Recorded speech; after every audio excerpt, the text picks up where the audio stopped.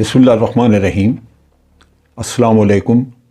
आप देख रहे हैं DDP एनालिटिका।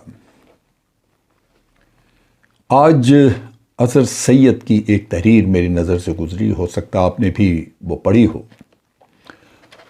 तहरीर इसलिए अहम है कि एक तो उसमें बहुत सारी सच्चाई है, फिर ये कि कुछ ऐसी भी चीज़ें हैं जिससे मुझे इख्तलाफ है, लेकिन उस तहरीर को अगर आप यूँ देखें कि रब्बुल आलमीन का एक निज़ाम जिसमें सज़ा और जज़ा बिल्कुल मौजूद है, और उसमें बहुत दफ़ा देखने में ये आया कि बाज़ दफ़ा किसी को अपने किए की सज़ा यही मिल गई और बाकी जो सज़ा का वादा है रब्बुल आलमीन का सज़ा और जज़ा का, वो तो आखिरत का है ही।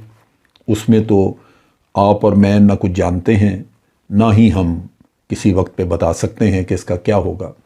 कहने को हमने बड़ी दफ़ा लोगों से सुना है कि ये जन्नती है, ये जहन्नमी है। ये बातें सारी मैं समझता हूँ गैर मुनासिब हैं, क्योंकि गैब का इल्म तो अल्लाह के पास है। हमारे किरदार, हमारी जितनी भी कोशिशें दीनी हों या समाजी हों, वो अल्लाह के सामने है, वही बेहतर जानता है। मैं सिर्फ़ एक चीज़ समझता हूँ कि कोई भी नेक काम जो किया किसी ने या अच्छाई की है, फल उसको उसकी नीयत का मिलता है। बाज़ औक़ात आप नीयत करते हैं एक काम की, वो काम हो नहीं सकता, वो थोड़ा हुआ आपसे, मुकम्मल नहीं हो सका, लेकिन एक नीयत तो मौजूद थी जो आपके जिस्म ने एक नीयत ही कहते हैं कि उससे किया गया। तो इस लिहाज से, और वैसे भी आपने सुना ही होगा कि हमारा दीन हमें बताता है इन्नमल अमालु बिन्नियात, कि जितने भी अमाल हैं आपके वो दर हकीकत नीयत के साथ हैं। नीयत अगर आप, और नमाज भी हम इसी तरह नीयत करके पढ़ते हैं। बहरसूरत मैं पहले तहरीर पढ़ देता हूँ, फिर उसके बाद इस पे बात कर लेते हैं। तहरीर का उन्वान है कहावत सच्ची होती है। कहावत है कि खुदा की लाठी बेआवाज़ होती है। ये भी कहावत है कि कुदरत किसी को माफ़ नहीं करती। सदियों की इंसानी दानिश ये भी है कि वक्त की चक्की बहुत बारीक पीसती है। और ये भी मुहावरा है कि देर ज़रूर होती है, अंधेर नहीं होता। मारूफ सहाफ़ी अयाज़ अमीर के बाप, उनके वालिद पर इल्ज़ाम था कि उसने एक लड़की की इस्मत दरी की, और उस लड़की ने अपना बदला यूँ लिया कि मौका तलाश करके उसे कत्ल किया, और लाश इस हाल में मिली कि उस बहरसूरत 90 की दिहाई में F7 के एक बंगला से रोज़ रात को एक औरत के चीखने की आवाज़ें आती थीं। अहले मोहल्ला मुसलसल पुलिस को रिपोर्ट करते थे, लेकिन इस दौर में अयाज़ अमीर का तूती बोलता था और अपनी बीवी पर हर रोज़ तशद्दुद के बावजूद पुलिस दादरसी नहीं कर रही थी। अयाज़ अमीर पर एक कम उम्र लड़की की इस्मत दरी का मुकदमा भी दर्ज हुआ, लेकिन अयाज़ अमीर अपने असर रसूख से बच निकला। अब ये वो चीज़ें हैं जो कि इल्ज़ाम हैं, और हो सकता है ये अदालत में गए हों, साबित न हुए हों, लेकिन तहरीर लिखने वाले ने ये साबित करने की कोशिश की है कि आपने बुरा काम किया तो उसका अंजाम बुरा हुआ। आपके सामने आया, आपके सामने नहीं आया तो आपकी औलाद के सामने वो अंजाम आया। वो लिखते हैं कि आज सुबह अयाज़ अमीर के बेटे ने अपनी बीवी सारा को कत्ल कर दिया। सहावत के मारूफ नाम ज़िया शाहिद की बात कर रहे हैं। सहावत के मारूफ नाम ज़िया शाहिद पर इल्ज़ाम था। उसने लाहौर के मारूफ कारोबारी इलाके में एक बिल्डिंग किराया पर ली, और बिल्डिंग के मालिक पर तौहीन रसालत का इल्ज़ाम लगवाकर उसे गिरफ़्तार करवा दिया, जो जेल में ही कत्ल हो गया। फिर क्या हुआ? ज़िया शाहिद का नौजवान होनहार और शानदार बेटा अदनान शाहिद अचानक हार्ट अटैक से इंतकाल कर गया। अब यहाँ भी ये देखिए कि अमवात हादसाती भी हैं। आखिर दुनिया में सबसे बड़ी हकीकत तो इंसान की मौत है। जो बच्चा जिस दिन पैदा होता है, उसके पैदा होने के खुशियाँ मनाई जाती हैं, मिठाइयाँ बांटी जाती हैं, हालांकि उसी रोज़ हमें पता होता है कि इसने मरना भी है। लिहाजा वो वजूहात बनती हैं, किसी को हार्ट अटैक हो गया, किसी को कोई बीमारी हो गई। लिहाजा मैं उसको उस नुक्ता निगाह से नहीं देखता कि वो कोई ऐसी चीज़ है जो कि बड़ी अनहोनी है, लेकिन یہ بات ضرور ہے کہ ایک باپ کے لیے جواں سال اولاد کا انتقال، اس کی آنکھوں کے سامنے اس کا چلے جانا، یہ ایک بہت بڑا دکھ ہے۔ خود ضیاء شاہد مختلف بیماریوں کا شکار ہو کر سسک کر مرا۔ ضیاء شاہد جو اپنے غرور کی وجہ سے ہمیشہ سر اٹھا کر بات کرتا تھا، زندگی کے آخری 10 سال اس نے کبڑے ہو کر گزارے کہ کمر کے مورے کینسر کی وجہ سے جواب دے گئے تھے۔ شنود علی خان کے بھائی خلیل ملک کو ایک لڑکی نے قتل کر دیا۔ عمران خان کا سابقہ چیف آف سٹاف نعیم الحق ہمیشہ جھوٹ بولتا تھا اور پروپیگنڈا کرتا تھا۔ اسے ایک خوفناک بیماری لاحق ہو گئی۔ آخری دنوں میں اس کے انتہائی قریبی لوگ بھی اس کے قریب نہیں جاتے تھے، اور پھر وہ سس کر اسی حالت میں مر گیا، جبکہ عہدہ اس کا وفاقی وزیر کے برابر تھا۔ عامر لیاقت لوگوں کی عزتیں اچھالتا تھا، لوگوں پر کفر کے فتوے لگاتا تھا۔ جس طرح وہ مرا، اللہ سے ہمیشہ ڈرنا چاہیے۔ اور اسی طرح اس نے جنرل عثمانی کی بات کی کہ جنرل عثمانی جنرل مشرف کے ماشاء اللہ کو مسلط کرنے والے کرداروں میں سے ایک تھا۔ کراچی کی ایک سڑک پر خستہ حالت میں اس کی کار سے لاش برآمد ہوئی۔ اب یہاں مجھے اختلاف ہے بہت شدید۔ میں جنرل عثمانی کو بڑا قریب سے جانتا تھا۔ جنرل عثمانی انتہائی دیندار آدمی تھا، اور ایک پرانی کار میں خود چلا کے جا رہا تھا کہ اس کو ہارٹ اٹیک ہوا۔ ماشاء اللہ لگانے میں اس کا کوئی خاص کردار ایسا نہیں تھا۔ ماشاء اللہ لگانے میں بنیادی کردار ان لوگوں کا تھا جو یہاں پہ اسلام آباد میں تھے، جنہوں نے وزیر اعظم کو اریسٹ کیا۔ عثمانی تو کراچی میں تھا۔ مجھے یاد ہے عثمانی کے اپنے بچے، اس کا بیٹا وہ مریض تھا، اور اس کو بھی کوئی ایسا مرض تھا جس کے لیے ہر وقت اس کو علاج معالجہ، کوئی پرماننٹ علاج نہیں تھا۔ اور عثمانی کی مالی حالت اتنی کمزور تھی کہ کراچی کا کور کمانڈر ہوتے ہوئے اس نے میں اس وقت ایڈجوٹنٹ جنرل تھا جی ایچ کو میں، اور اس نے مجھے وہاں سے درخواست کی کہ میری کچھ مدد کی جائے۔ میں کراچی میں ہوں اور علاج معالجے کی سہولت بھی یہاں کچھ نہ کچھ ہے، لیکن میرے پاس پیسے اتنے نہیں ہیں، لہذا جنرل مشرف کو کہہ کے تو اس کی امداد بھی کرائی گئی۔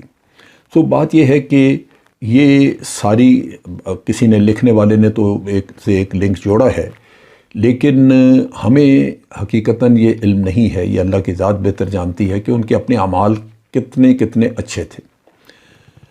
میں نے کم از کم جنرل عثمانی کے بارے میں جو عرصہ دراز سے میں اسے جانتا تھا، میں نے اس کو انتہائی ایک دیندار شخص، ایک سچ بولنے والا اور اچھا شریف النفس انسان پایا، جس نے کبھی ایک پائی کو بھی ادھر ادھر نہیں کیا تھا، اور اس کے گھریلو حالات، اس کے مالی حالات ہمیشہ کمزور رہے، جس کی وجہ سے اس کو یہ مدد کی درخواست بھی کرنی پڑی۔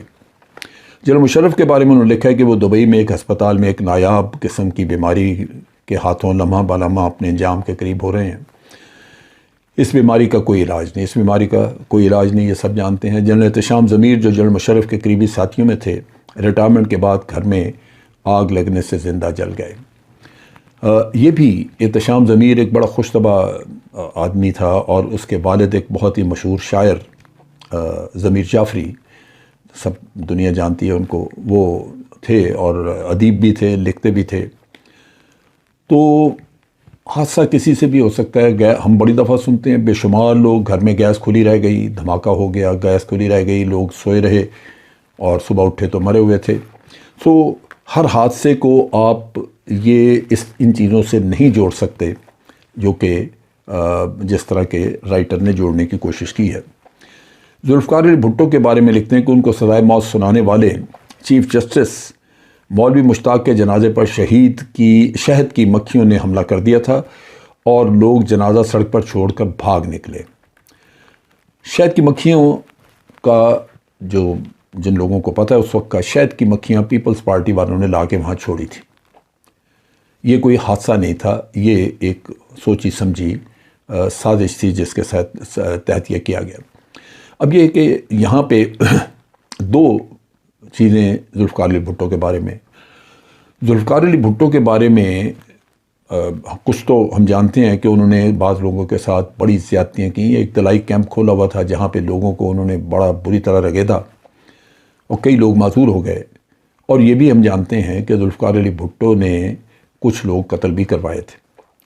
ہارون رشید صاحب نے اپنے ایک پروگرام میں غالباً فگرز دیے تھے کہ 22 کے قریب قتل تھے جو ذوالفقار علی بھٹو کے حکم پہ ہوئے۔ ان میں خواجہ سعد رفیق کا والد بھی تھا، احمد رضا قصوری کے والد بھی۔ احمد رضا قصوری آج بھی موجود ہیں ماشاءاللہ، آپ ان سے پوچھیں تو وہ آپ کو یہی بتائیں گے کہ ان کے والد کو کس نے قتل کیا۔ تو وہ ایک انجام اپنی جگہ پہ کہ آپ بڑے ایک حیثیت والی پوزیشن پہ بیٹھ کے تو آپ قتل کا حکم دے دیتے ہیں اس لیے کہ آپ کو خیال ہے کہ میں وزیر اعظم، مجھے پوچھا نہیں جائے گا۔ تو یہ قدرت کا نظام ضرور ہے کہ آپ کو پوچھا جائے گا۔ ذوالفقار علی بھٹو کے لیے یہ ہو سکتا ہے کہ قدرت نے کچھ ایسا نتیجہ اس کے لیے رکھا ہو۔ پھر یہ ہے کہ تاریخ یہ بھی بتاتی ہے کہ بنگلہ دیش کا بننا یا پاکستان کا دولخت ہونا یہ بھی بھٹو صاحب کی اپنی کارستانی تھی۔ انہوں نے ہی یہ سارا مسئلہ کھڑا کیا، ورنہ اگر جمہوریت پہ اتنا یقین ہو تو مجیب الرحمن الیکشن جیت چکا تھا، بڑی خندہ پیشانی سے اس کو جا کے حکمرانی اس کے ہاتھ دینی چاہیے تھی، نہیں دی گئی۔ اس میں یحییٰ خان بھی قصوروار تھا اور بھٹو تو in any case political figure تھے، وہ سارے مذاکرات وہی کر رہے تھے۔ سو اس وجہ سے یہ تحریر میں اس لیے بھی اس کو میں چاہتا ہوں کہ اس میں بعض جگہوں پہ جہاں میرا اختلاف ہے میں وضاحتیں ساتھ دوں۔ بہت سارے لوگوں نے یہ تحریر پڑھی ہوگی اور اگر وہ وضاحتیں سنیں تو بالکل کمنٹس میں، وہ ویڈیو کے کمنٹس میں لکھ سکتے ہیں کہ وہ کس حد تک میرے ساتھ متفق ہیں۔ جنرل ضیاء الحق آسمانوں میں زندہ جل گیا، آج فیصل مسجد میں اس کی قبر، اس شعر کی عملی تفسیر ہے، دیکھو مجھے جو دیدہ عبرت نگاہ ہو۔ اچھا، اب یہ ہے کہ جنرل ضیاء الحق کے یہاں پہ اچھے کام بھی بڑے ہیں۔ اللہ تعالیٰ بہتر جانتا ہے کہ اس کو رب العالمین نے اچانک اٹھا لیا اس دنیا میں رسوائی سے بچانے کے لیے، اس کے اچھے کاموں کی وجہ سے، ورنہ تو جو پولیٹیکل لیڈرز بعد میں حکومت میں آتے بڑا ممکن تھا کہ وہ اس کو ذلیل و خوار کرتے۔ آپ کو یاد ہوگا کہ نواز شریف کو تو اسی نے پالا اور لے کے آیا، نواز شریف اس کے ہاتھوں سے بنا۔ اس نے یہاں تک کہا تھا نواز شریف کو کہ میں دعا کرتا ہوں کہ میری عمر اس نوجوان کو لگ جائے۔ اب آج وہی نواز شریف ہے اور ضیاء الحق کا بیٹا اعجاز الحق یہی ہے کوئی ایسی ان کی آپس میں بات چیت جس سے یہ کہا جائے کہ وہ احسان فراموش نہیں ہے؟ سو یہ چیزیں آپ کے لیے دکھ کا باعث بن سکتی ہیں۔ ضیاء الحق یہ دکھ سہنے اور یہ چیزیں دیکھنے کے لیے زندہ نہ رہے۔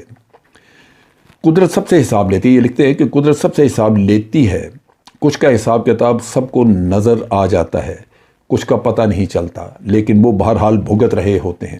نتیجہ یہ ہے کہ ظلم نہ کریں، جواب دینا پڑے گا، ناانصافی نہ کریں، قدرت کی چکی بہت باریک پیستی ہے۔ ملک اور قوم سے غداری نہ کریں، انجام بہت خوفناک ہوگا۔ پیسے لے کر جھوٹ کو سچ نہ بنا کے پیش کریں، جو لکھیں جو کریں اپنے ضمیر کو جواب دہ بنا کر لکھیں۔ اور قدرت سے لڑنے کی طاقت ہے تو جو مرضی کریں، اگر قدرت سے لڑ نہیں سکتے تو پھر انسان کے بچوں کی طرح زندگی گزاریں۔ وہ لکھتے ہیں کہ ساری زندگی ان کی رپورٹنگ کرتے گزر گئی، بہت کچھ اپنی آنکھوں سے دیکھا ہے اور بہت اچھی طرح پتہ بھی ہے کہ عزت، دولت اور طاقت سب کچھ عارضی ہے اور ہر چیز کا حساب کتاب ہوتا ہے۔ یہ ممکن ہی نہیں کہ ظلم کریں اور بچ نکلیں، ایک دن چکی کے پارٹ میں آنا ہی پڑتا ہے اور وقت بہت تیزی سے کے ساتھ گزرتا جاتا ہے۔ یہ وہ آخری پیرا ہے جو در حقیقت ہم سب انسانوں کے لیے ایک سبق ہے کہ برے کام کا نتیجہ برا ہے۔ اب ہو نہیں سکتا کہ کام برا کریں اور نتیجہ اچھا چاہیں، یہ ہو نہیں سکتا۔ لہذا ظالم کے لیے خاص طور پہ یہ ایک سبق ہے۔ جیسے ہمارے سندھ میں وڈیروں کے بارے میں آتا ہے کہ وہ ہاریوں پہ ظلم کرتے ہیں، اور بھی کئی جگہوں پہ بلوچستان وغیرہ میں سرداروں کے بارے میں، تو ظلم جو ہے وہ جب بھی آئے گا ظلم کرنے والے کو اس کا حساب کتاب دینا پڑے گا۔ اور ہمیشہ کہتے ہیں کہ مظلوم کی آہ سے بچنا چاہیے، تو یہ آہ لگتی ہے تو دنیا میں ہی فیصلے ہو جاتے ہیں۔ تو یہ وہ چیز ہے جو کرکس ہے کہ ہمیں ہر وقت ذہن میں یہ رکھنا چاہیے کہ ہم جواب دہ ہیں۔ ہم قطعاً ایسا نہیں ہے کہ ہم جو جی چاہے دنیا میں کر لیں اور ہم نے کبھی جواب نہیں اس کا دینا ہوگا، نہیں۔ حساب کتاب ہے، حساب یہاں بھی ہوگا، جا کے اللہ کے پاس بھی ہوگا۔ یہاں بھی حساب اللہ ہی لینے والا ہے، وہ واقعات کے ذریعے لیتا ہے، اور بعد میں تو آپ کا اعمال نامہ آپ کے ہاتھ میں پکڑایا جائے گا۔ سو یہ نچوڑ تھا اس ساری کہانی کا، باقی چیزوں سے میرا اختلاف تھا۔ نچوڑ یہی ہے کہ احتساب صرف احتساب کے ادارے سے نہیں، احتساب کو دل میں رکھیں، ذہن میں رکھیں کہ یہ احتساب ہوگا، کیونکہ دنیا کی سب سے بڑی حقیقت انسان کی موت ہے، اور اس حقیقت کے ساتھ جڑا ہوا آپ کا احتساب ہے جو رب العالمین کا وعدہ ہے، اور اس کا وعدہ سب سے سچا وعدہ جو کبھی بھی اس سے اعتماد ہٹنا نہیں چاہیے، کیونکہ وعدہ اللہ کا جھوٹا نہیں ہوتا۔ آج کے لیے اتنا ہی۔ افواج پاکستان زندہ باد، پاکستان پائندہ باد۔